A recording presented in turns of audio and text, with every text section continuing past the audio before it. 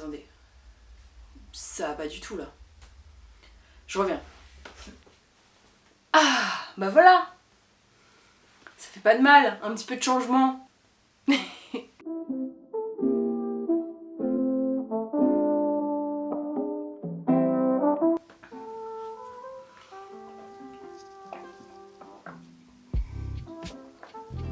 Excusez-moi, ça donne soif d'être fraîche.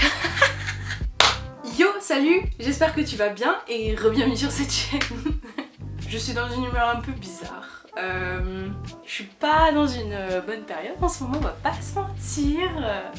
Parce que je suis dans le pire état que je puisse être. Donc voilà, j'ai fait 3 emotional breakdowns en 24 heures. La meilleure manière de remonter la pente, c'est d'aller chez le coiffeur. Non, plus sérieusement. Je vais pas très bien en ce moment. Ça a peut-être à voir avec le fait que je suis obsédée par le nouvel album d'Olivia Rodrigo et que je l'écoute à fond dans ma voiture, en pleurant, peut-être. Ou peut-être que ça a à voir avec le fait que je suis épuisée dans tous les sens du terme. Et ça m'a fait réfléchir et je me suis dit, quand est-ce que j'étais à ce point au plus mal la dernière fois? Parce que en fait c'est ça qui est marrant quand on a eu une dépression une fois. Elle revient de temps en temps, elle passe la tête par la porte, elle dit ça va, tu vas bien? Bouge pas, j'arrive, j'ai ce qu'il faut. Donc voilà, on va dire qu'en ce moment elle est revenue et j'espère qu'elle va bientôt partir parce que la semaine prochaine c'est mon anniversaire, j'ai pas forcément envie qu'elle soit là, je l'ai pas invitée, tout ça, donc bon. J'ai essayé de me rappeler la dernière fois que j'étais aussi mal et il y a une anecdote assez marrante qui m'est revenue, c'est la fois où mon copain m'a larguée au concert des BTS. Voilà, en plus BTS viennent de sortir un nouveau single, ils ont fait leur énième comeback, donc voilà, je me suis dit, bon c'est une histoire qui peut être racontée. Je vais beaucoup rigoler nerveusement dans cette vidéo. Alors, cette histoire commence en 2018. Je me suis mise en couple avec un garçon que j'avais rencontré sur Tinder. Ça se passe super bien, voilà. On vit... Vous savez, c'est le genre d'histoire qui se passe trop bien dès le début. Et ça se passe tellement bien qu'on se dit qu'il y a sûrement une arnaque. Et que c'est trop... Enfin en fait c'est l'histoire qui est trop belle pour être vraie. Donc voilà, on s'est rencontrés, on était tous les deux... fans de Disney, ça se passait super bien, on avait énormément de points en commun, on commençait déjà à avoir des débuts de projets d'avenir alors qu'on était ensemble depuis 2 mois et demi. En fait au début je me méfie, je suis toujours comme ça, au début je me méfie, et puis quand je vois au bout de 1 mois et demi que ça se passe vraiment très bien, je me laisse porter par le vent, et c'est quand je me laisse porter par le vent que le couteau arrive et chat, voilà, je me le prends en plein dans le dos et c'est là où on rigole plus et on pleure et la dépression revient et elle a dit, et elle me chuchote à l'oreille, je te l'avais bien dit. Donc tout ça pour dire qu'avec ce garçon on se voit, on se dit qu'on s'aime très vite, voilà, on passe pratiquement tous nos week-ends ensemble, mais on se voit pas non plus énormément. Moi je suis en stage de mon côté, lui aussi il est en stage de son côté.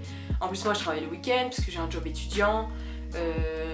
Donc voilà, mais on arrive quand même à se voir, ça se passe toujours super bien. En fait il avait un truc, en fait il était très occupé à son stage. Du coup il checkait pas souvent son téléphone et il répondait pas souvent à mes messages. Ce que je comprends parce que moi aussi je suis carriériste, donc je me focus full sur mon taf et le reste vient après. Du coup on s'envoie en fait par jour des petits pavés où on parle de plusieurs choses et on se répond à plusieurs choses et on arrive à s'en envoyer, je sais pas, 3-4 par jour, ce qui est vraiment pas beaucoup pour des gens qui sont censés être en couple.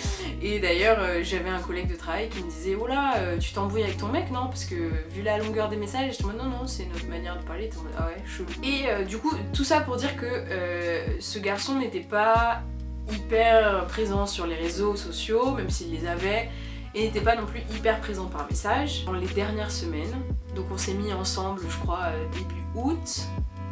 Et vers mi-octobre, je sens que il met un peu de distance et il met encore plus de temps à répondre qu'avant. C'est-à-dire qu'il peut me laisser en vue pendant 3 jours. Et au début je me dis bon c'est qu'il est occupé, je savais qu'il avait un truc avec son école, une espèce de soutenance, un oral, donc voilà. Je comprends, je lui laisse de l'espace, machin. Et du coup je le tanne un peu pour qu'on se voit, parce qu'on se voyait minimum une fois par semaine. Et on se donne rendez-vous à Saint-Michel, voilà, on se balade sur les quais. Et bon, quand je le vois, je vois qu'il va pas hyper bien et puis qu'il est distant et il est froid et je me dis c'est bizarre, qu'est-ce que... Je sens un peu et je me dis oh, ça sent la merde pour moi. Et du coup, je me trompe pas puisque on se balade, on parle un peu et puis d'un coup il me dit ouais, en fait Emma, j'ai trop de problèmes dans ma vie en ce moment et j'ai pas le temps pour une relation. Du coup, ça va pas être possible, il faut qu'on se quitte. Et je suis en mode quoi? Pardon. J'étais extrêmement amoureuse de lui à ce moment-là. Voilà. Et en plus, je sortais d'une relation. Il faut que j'en parle aussi de cette relation parce qu'elle est pépite. 2018, c'était. J'ai enchaîné 2 belles relations de merde, on va pas se mentir. Et du coup,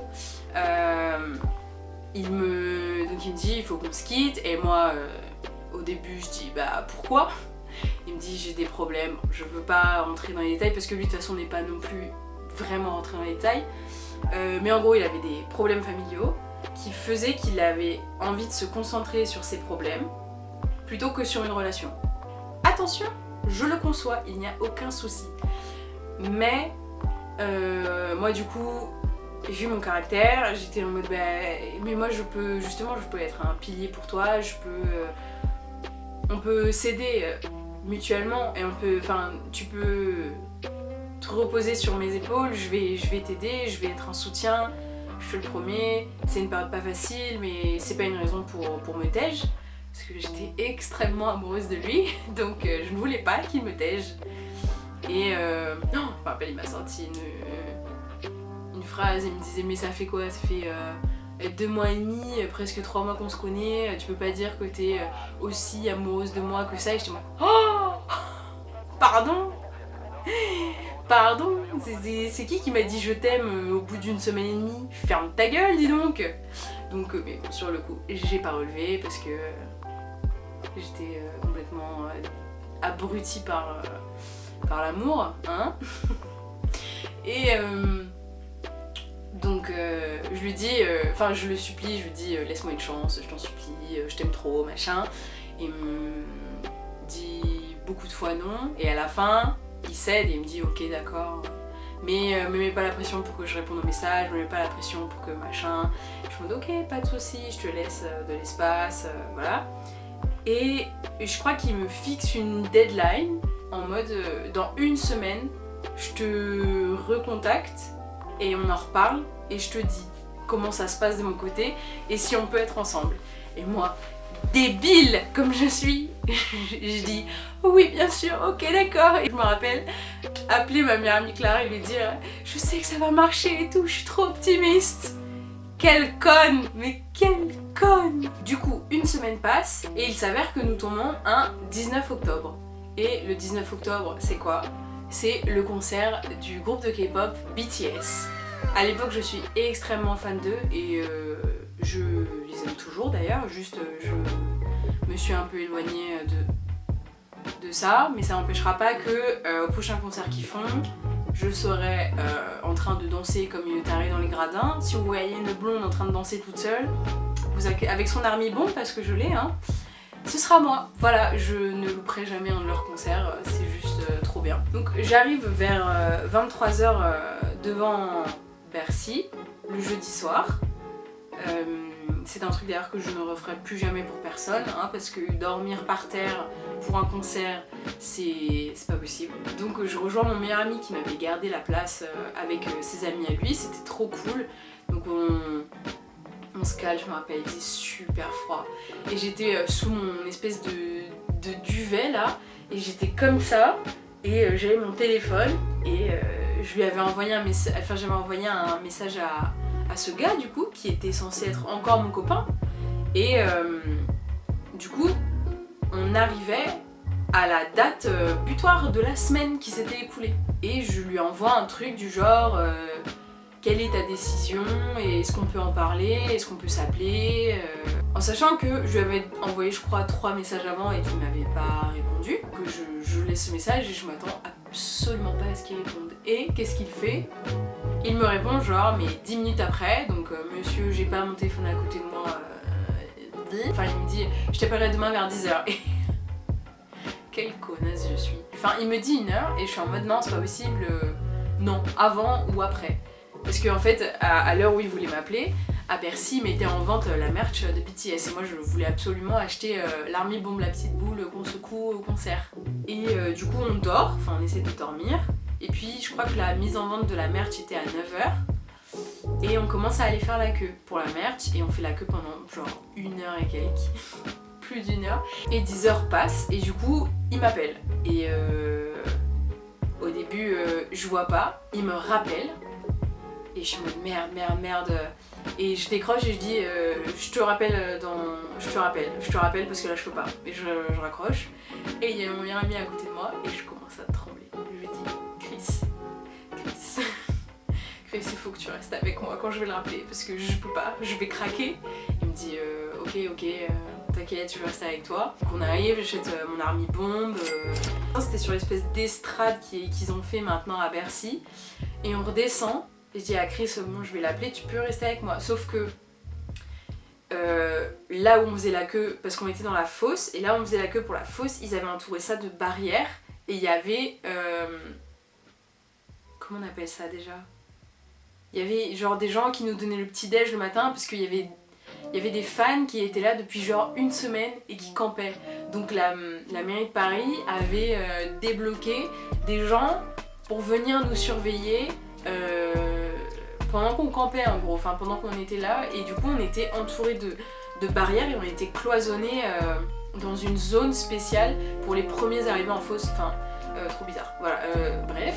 Et en fait on n'avait pas vraiment le droit de sortir des barrières sauf pour aller chercher à manger, sauf que moi j'avais pas envie de passer ce coup de fil dans les barrières, entourée des amis de Chris, même si je les aime beaucoup, et de plein d'inconnus, surtout pour ce qui va suivre.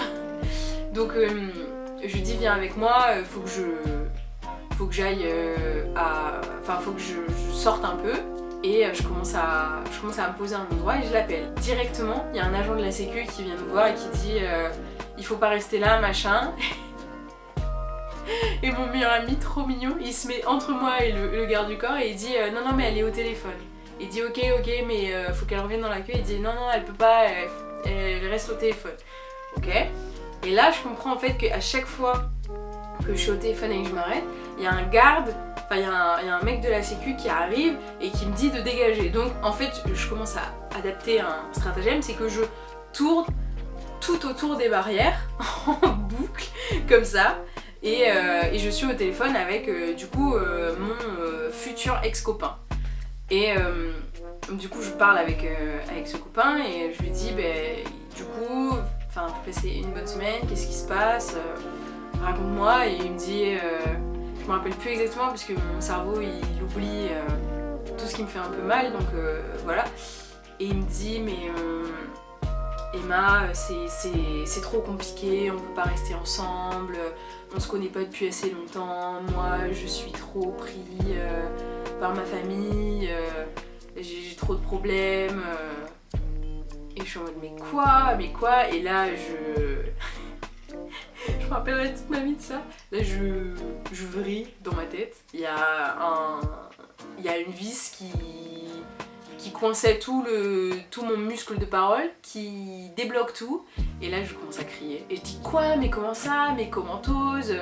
Tu te rends pas compte que un couple c'est pas qu'une personne, tu peux pas me faire ça, c'est dégueulasse, tu m'as promis plein de trucs, au final tu les pensais pas, t'es dégueulasse, comment tu peux dire que tu m'aimes et me faire ça? Et je commence à hurler et à pleurer en fait. Et je lui dis putain mais tu penses vraiment qu'à toi, je devrais être un soutien et pas un poids pour toi, c'est que t'as vraiment pas compris ce qu'on était comme couple, machin.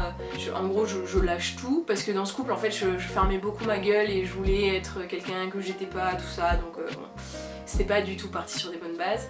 Et je voulais faire la meuf trop parfaite parce que la relation d'avant m'avait conditionnée à vouloir faire la meuf hyper réaliste, donc voilà. Donc là je craque, je hurle au téléphone, donc je suis au téléphone en train d'hurler